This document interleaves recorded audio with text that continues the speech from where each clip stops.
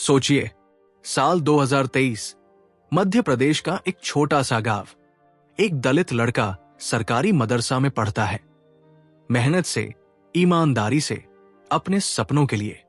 लेकिन एक दिन स्कूल में उसके अपने ही समाज के एक बड़े आदमी ने, जो उसी दलित जाति से था, उसे सबके सामने थप्पड़ मार दिए। क्यों?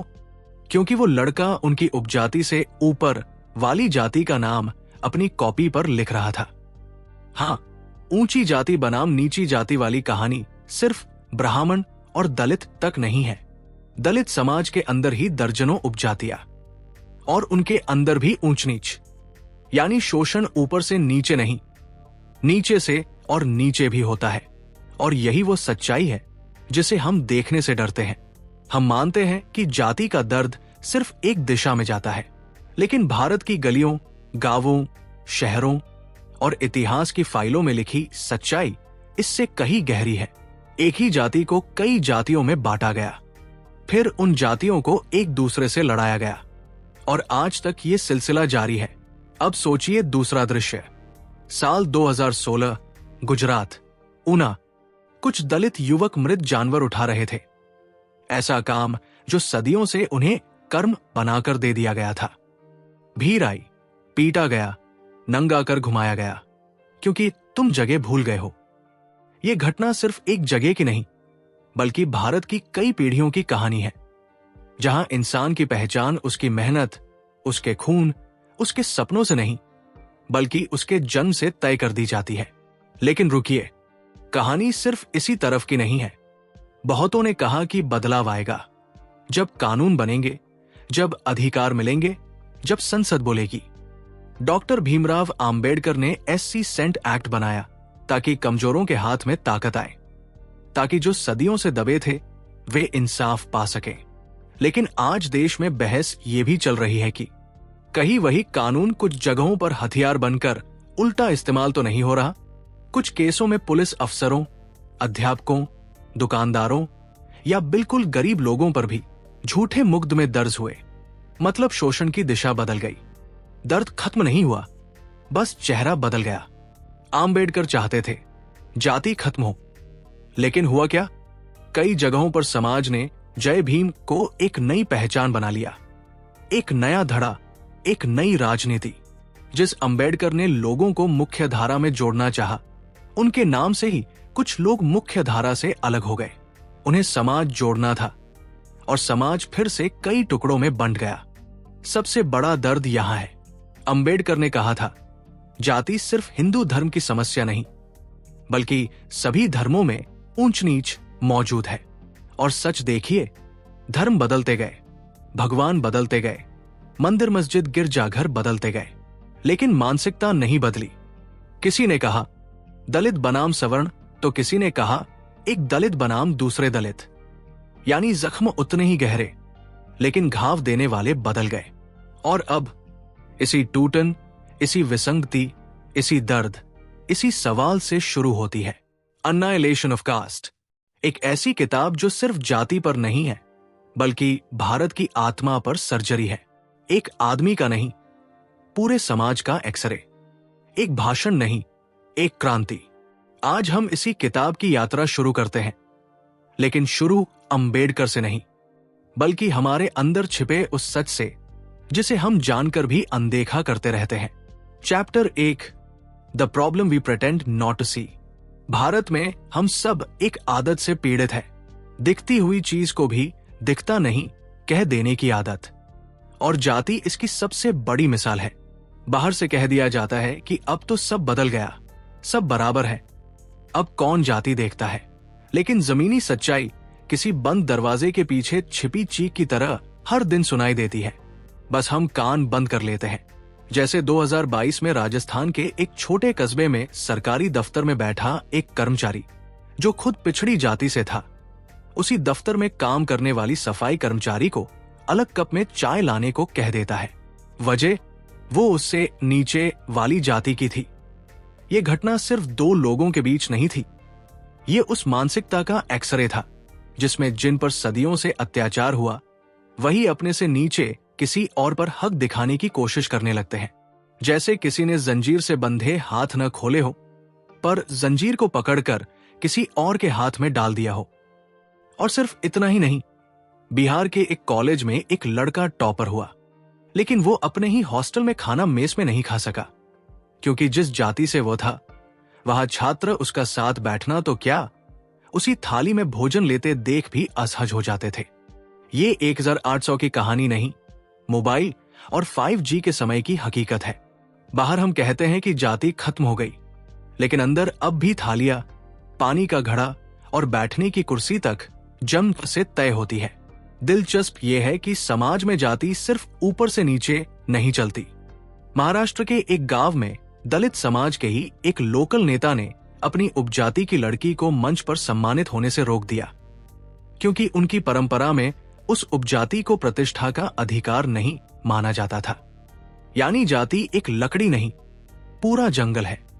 एक तना, फिर शाखा, फिर उससे पतली टहनी, और हर पत्ती को भी अपनी औकात याद दिलाई जाती है। फिर जब अत्याचार की भरपाई के लिए कानून बने, तो उनसे उम्मीद थी कि हालात बदलेंगे। लेकिन कई केस ऐसे भी आए जहां SC सेंट एक्ट का इस्तेमाल ईमानदारी से काम करने वाले किसी शिक्षक, दुकानदार या किसान पर निजी दुश्मनी निकालने के लिए कर दिया गया। दर्द यही, उत्पीड़न की दिशा बदल गई, पर तकलीफ खत्म नहीं हुई। समाज ने सोचा था कि हथियारों से न्याय मिलेगा, लेकिन बहुत बार हथियार हाथ बदलकर वही पुरानी चोट दे देते हैं। हम ये भी मानना चाहते हैं कि शिक्षित समाज इन चीजों से मुक्त है, पर यही शिक्षित समाज 2019 में दिल्ली की एक प्राइवेट कंपनी में काम करने वाले इंजीनियर को मीटिंग में आप जैसे लोग तो सुनाकर उसकी जाति पहचान याद दिला देता है, जैसे कोई चिप लगी हो जो जन्म से ही साथ आ जाती हो। डिग्रियां बदल जाती है, सैलरी बदल जाती है, पर कभी कभी पहचान बदलती नहीं। ये सब होने के बावजूद हम समस्या पर बात कम करते हैं, आंकड़े गिन लेते हैं, रिपोर्ट पढ़ लेते हैं, नई स्लाइड्स बना लेते हैं और फिर अपनी अपनी दुनिया में लौट जाते हैं। समाज में जिस दीवार ने इंसान को इंसान से दूर किया, उसे देखकर हम बस कहते हैं, ये तो आज भी खड़ी है, पर तोड़ने की बात बाद में करेंगे। लेकिन ये दीवार खड़ी कैसे हुई? किसने बनाई? इतना मजबूत सीमेंट कहां से आया कि सदियों गुजर गए और पत्थर ढहने को तैयार ही नहीं हुए? इन सवालों का जवाब उन जड़ों में छिपा है जहां जाति सिर्फ एक सामाजिक आदत नहीं, बल्कि एक योजनाबद्ध संरचना के रूप में खड़ी की गई, और उन जड़ों को समझे बिना इलाज नहीं मिल सकता। अब असली यात्रा शुरू होती है। Chapter 2, the roots of the system, how caste was built. अगर कोई बीमारी सदियों तक जिंदा रहती है, तो उसकी जड़ें सिर्फ जमीन में नहीं, दिमाग में भी धंसी होती है। और जाति की जड़ें इतनी गहरी है कि उन्हें देखकर लगता है जैसे किसी ने बहुत सोच समझकर पूरी इंजीनियरिंग की हो। यह कोई अचानक बनी आदत नहीं थी, बल्कि चरण दर चरण बनाई गई एक ऐसी व्यवस्था जो इंसान को जन्म के साथ ही स्थान, सम्मान और सीमा सौंप देती थी। शुरुआत वहीं से होती है जहां किताबों को भगवान की आवाज मान लिया गया, जैसे मनुस्मृति, जिसमें साफ शब्दों में तय किया गया कि कौन कौन सा काम करेगा, कौन किसके साथ खाना खाएगा और कौन किसकी छाया तक न देखे। ये कानून किसी कोर्ट ने नहीं, बल्कि लोगों के विश्वास ने लागू कराया। और जब कानून अदालत में नहीं, दिमाग में लिखा जाए, तो उसे तोड़ना और कठिन हो जाता है। इतिहास में गुजरात की एक रियासत में 1800 के आसपास एक आदेश निकला था, अगर कोई निचली जाति का आदमी सड़क पर आता है, तो उसे अपने हाथ में एक लकड़ी रखनी होगी, ताकि ऊंची जाति वाले दूर से देख लें और रास्ता बदल सकें। ये आदेश राजा ने नहीं, समाज ने जारी किया था। मतलब सत्ता सिर्फ सत्ता भवनों में नहीं थी, वो गलियों, मोहल्लों और चौपाल में बैठे उन लोगों के हाथ में थी जो खुद को जन्म से वरिष्ठ मानते थे। लेकिन जाति की जड़ यहां खत्म नहीं होती। शिक्षा को भी बांट दिया गया। बनारस के पुराने गुरुकुलों में 19वीं सदी तक कई उपजाति के बच्चों को प्रवेश ही नहीं मिलता था। उन्हें कहा जाता, तुम्हारा काम पढ़ना नहीं, सेवा करना है। यानी ज्ञान भी रक्त समूह की तरह घोषित कर दिया गया, जिसे जिसे मिलना है मिल जाएगा, बाकी लोग बाहर खड़े होकर ठंड में इंतजार करें। काम को धर्म बना दिया गया। जैसे राजस्थान के एक पुराने दरबार में लोहार परिवार के लोगों को तलवार हाथ में लेने की अनुमति थी, पर उसी तलवार को पहनने का अधिकार किसी उच्च जाति शासक को माना जाता था। लोहार मेहनत करता था, पर शान किसी और की बनती थी। ये सिर्फ पेशा नहीं, मनोवैज्ञानिक मैसेज भी था। तुम्हारे हाथ में ताकत है, मगर ताकत का मालिक कोई और ये व्यवस्था इतनी गहरी थी कि परिवारों के भीतर भी शुद्धि और अशुद्धि की लकीरें थी। कर्नाटक के एक गांव में आज भी कुछ परिवारों में शायद ही कोई बेटी ऊंचे स्कूल भेजी जाती है, क्योंकि मान्यता है कि अच्छे घर की लड़की ज्यादा पढ़ ले तो बेकाबू हो जाती है। ये जाति नहीं, पर जाति वाली ही सोच है। इंसान को अपनी सीमा याद रखने की चेतावनी। धीरे धीरे ये संरचना समाज से आगे राजनीति में पहुंच गई। 1920 के आसपास पंजाब के कुछ क्षेत्र ऐसे थे जहां पंचायत चुनावों में वोटर सूची भी जाति के आधार पर बनाई जाती थी। कौन किस वार्ड में लड़ेगा, किसका समर्थन, किसका अधिकार है, सब पहले से तय। यानी लोकतंत्र आने से पहले ही लोकतंत्र की दिशा किस ओर झुकेगी, ये जन्म से तय कर दिया गया। सबसे दुखद ये कि ये व्यवस्था किसी एक धर्म की मोनोपोली नहीं थी। महाराष्ट्र के कुछ पुराने सूफी दरगाहों में भी जमाने तक अलग अलग जातियों के लिए चादर चढ़ाने या सेवा करने की सीमाएं थी। पहचान बदलती रही, पर दर्जा वही रहा, ऊपर और नीचे। अब यह समझना जरूरी है कि जब समाज इतना मजबूत ढांचा बना चुका था, तो किसी एक सुधार या एक भाषण से उसे तोड़ा नहीं जा सकता था। कोई ईंट तोड़ देगा, दीवार गिरती नहीं, क्योंकि असली सीमेंट दिमाग में लगा था। लेकिन यही वो हिस्सा है जहां अगला सवाल जन्म लेता है। जब किसी व्यवस्था की नींव इतनी गहरी हो जाए, तो उसे तोड़ने वाला पहला हथौड़ा कहां पड़ता है? कानून पर, सत्ता पर, या उन शास्त्रों पर जिन्हें लोग भगवान का आदेश समझ चुके थे? जवाब अब सामने आने वाला है। Chapter 3, breaking the sacred walls, Ambedkar's direct attack. किसी किले को बाहर से देखना और अंदर घुसकर उसके पत्थर उखाड़ना दो बिल्कुल अलग काम है। और डॉक्टर भीमराव आंबेडकर ने सिर्फ किले को देखा नहीं, उसके भीतर जाकर सबसे पवित्र समझे जाने वाले पत्थरों को ही सवालों से चीर दिया। जाति को तोड़ने के लिए उन्होंने महसूस किया कि लड़ाई सड़क पर नहीं, दिमाग और किताबों के अंदर लड़ी जानी चाहिए। और यही वो फैसला था जिसने पूरे देश की नींद उड़ाई, क्योंकि पहली बार कोई ऐसा इंसान खड़ा था जो कह रहा था, अगर गुलामी धर्म की किताबों से आती है तो सुधार समाज से नहीं, उन किताबों को चुनौती देने से शुरू होगा। उस वक्त समाज में शास्त्रों को सवाल करना अपराध जैसा था। एक बार बनारस में एक सुधारवादी सभा में जब कुछ विद्वानों ने मनुस्मृति के कड़े नियमों पर चर्चा करनी चाहिए, तो सभा तोड़ दी गई। लोगों को डर था कि अगर शास्त्र टूटे तो समाज ढह जाएगा। लेकिन आंबेडकर ने कहा, जो समाज की नींव इंसान को इंसान न मानकर बनी हो, वो टूटनी ही चाहिए। उनका एक प्रसिद्ध भाषण था, अनाइलेशन ऑफ कास्ट, जो दरअसल पढ़ा ही नहीं जाने दिया गया। कहानी यह है कि 1936 में उन्हें जाति सुधार पर बोलने के लिए आमंत्रित किया गया, लेकिन जब आयोजकों ने भाषण पढ़ा तो डर गए, क्योंकि उसमें पहली बार साफ लिखा गया था, सुधारक समाज को बदलना चाहते हैं पर शास्त्र को नहीं छूते, और बिना शास्त्र को बदले जाति मिटेगी ही नहीं। आयोजकों ने भाषण रोक दिया, पर आंबेडकर रुके नहीं। उन्होंने भाषण खुद छपवाकर पूरे देश में बांट दिया। ये वही पल था जब जाति के किले पर पहली बार हथौड़ा उस जगह पड़ा जहां सबसे बड़ा ताला लगा था। उनका तर्क बड़ा सीधा था।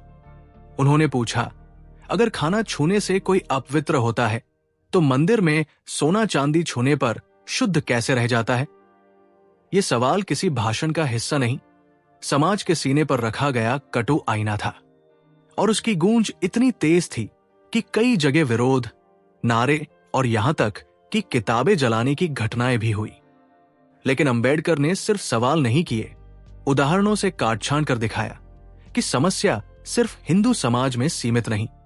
उन्होंने सिख इतिहास से वो कालखंड उठाया जब महाराजा रणजीत सिन्हा के समय कुछ समूहों को दरबार में प्रवेश तक की अनुमति नहीं थी। मुस्लिम समाज में उन्होंने अरब के उस समय की मिसाल दी, जहां कबीलों पर जन्म आधारित सामाजिक रैंकिंग थी। ईसाई समाज में भी उन्होंने ब्रिटिश भारत के मिशन स्कूलों का उदाहरण दिया, जहां लो कास्ट भारतीय बच्चों को कभी कभी अलग बैठाया जाता था। यानी आम्बेडकर साफ कह रहे थे, समस्या धर्म की नहीं, मन की है। नाम बदलकर बीमारी ठीक नहीं होती। लेकिन उनकी सबसे विवादित बात यह थी कि उन्होंने कहा, सिर्फ धीरे धीरे सुधार से जाति नहीं मिटेगी, इसके लिए समाज को एक झटका देना होगा। और यही कारण है कि उन्होंने सबसे पवित्र समझे जाने वाले शास्त्रों पर ही चोट की। उनकी ये सोच उस दौर के कई नेताओं से टकराती थी।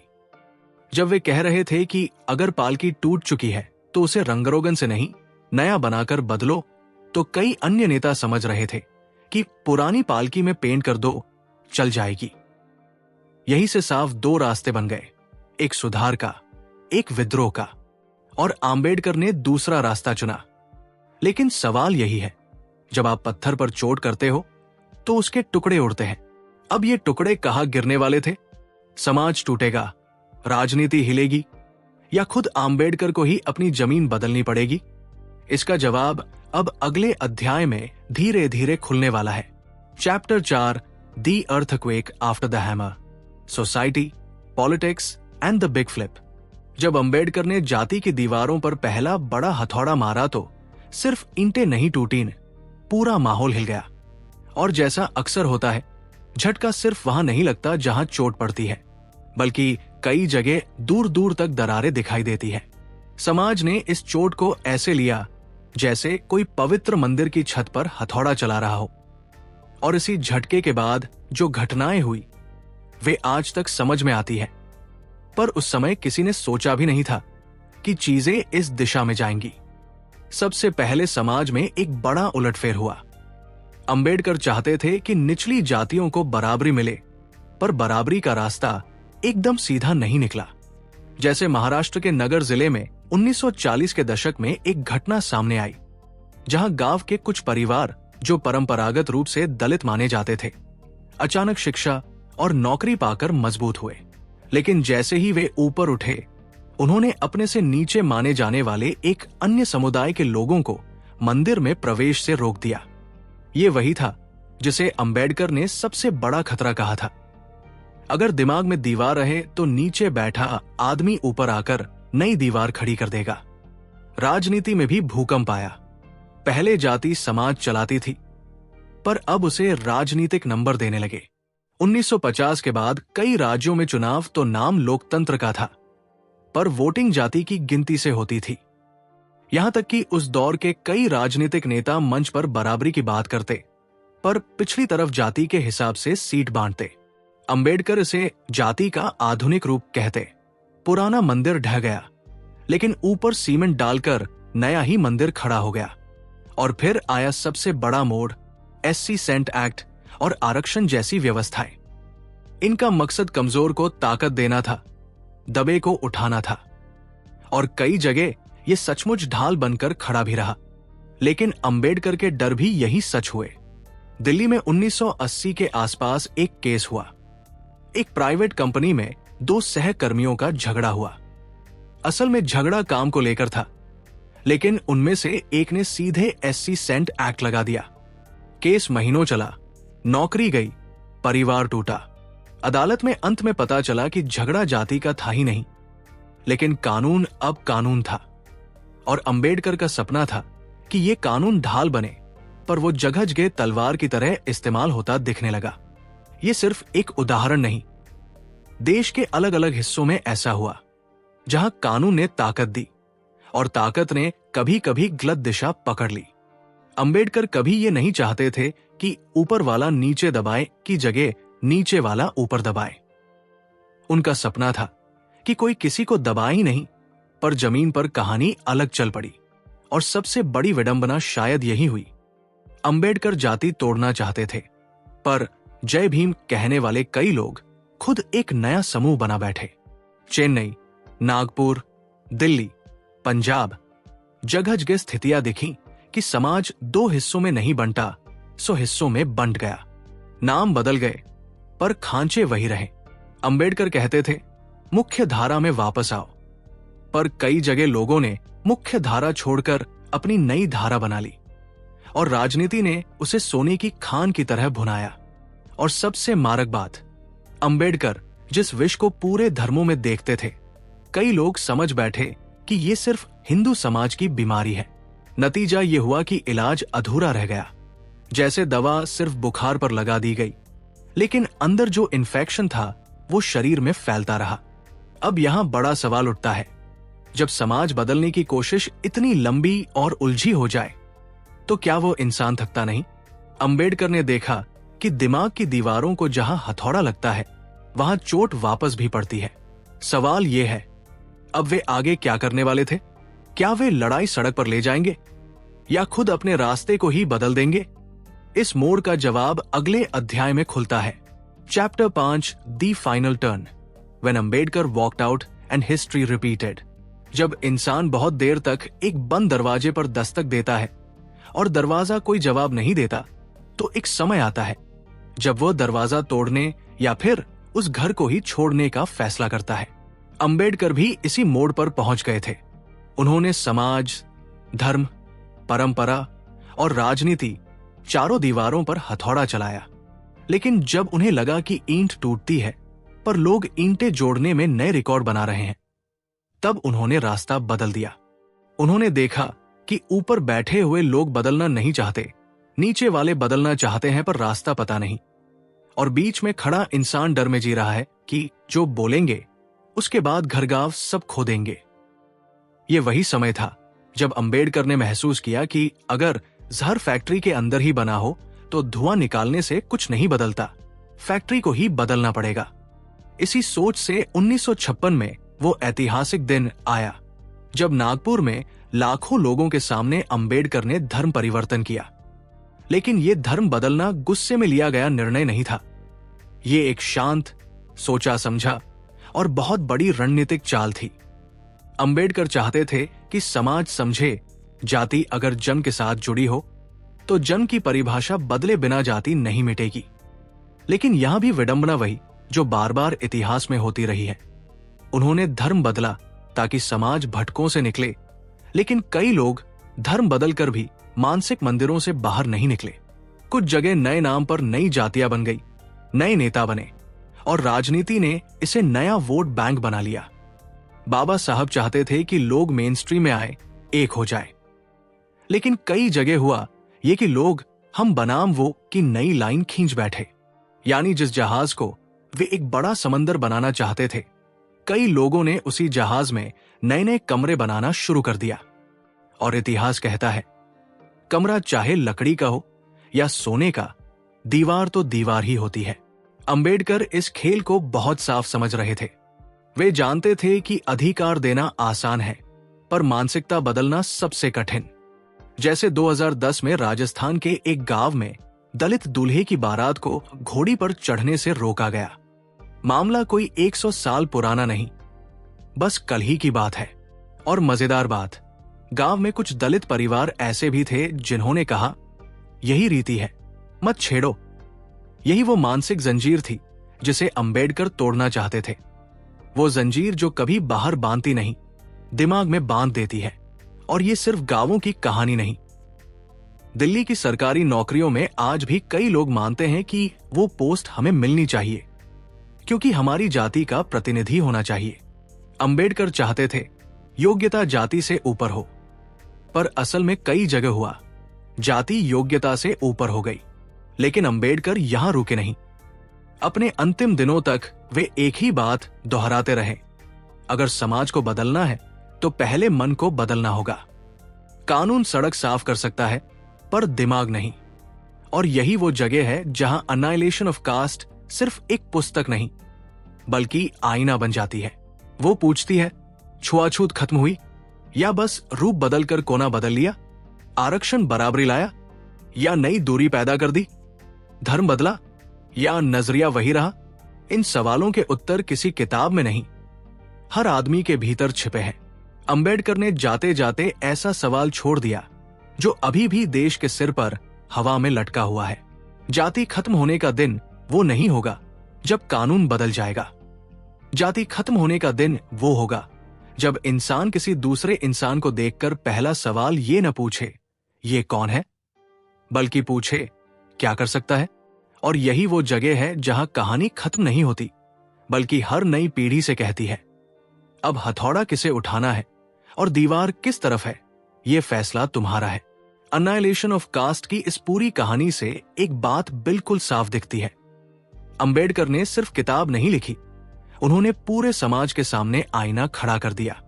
और वो आईना आज भी वही रखा है, बस देखने की हिम्मत हर कोई नहीं कर पाता, क्योंकि जाति आज भी नाम बदलकर, भाषा बदलकर, कपड़े बदलकर जिंदा है।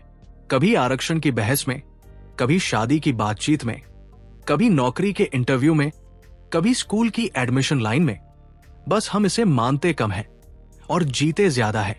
अंबेडकर चाहते थे कि इंसान इंसान के रूप में देखा जाए, लेकिन ये सफर अभी अधूरा है।